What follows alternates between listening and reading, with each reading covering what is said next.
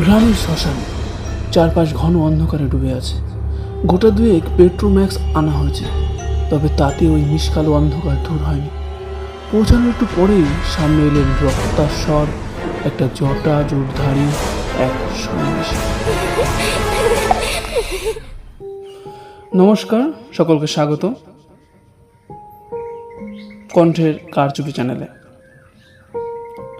আজকের গল্প একটি বিশ্বাস এবং অবিশ্বাসকে ঘিরে, যা আমাদের মধ্যে অনেক বছর আগে থেকে চলে আসছে।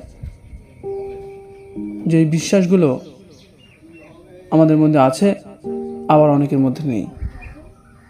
কেউ কেউ সেগুলোকে কাল্পনিক বলেও মনে করে। সেরকমই একটা গল্প দিয়ে আমাদের এই ভিডিওটি তৈরি করা।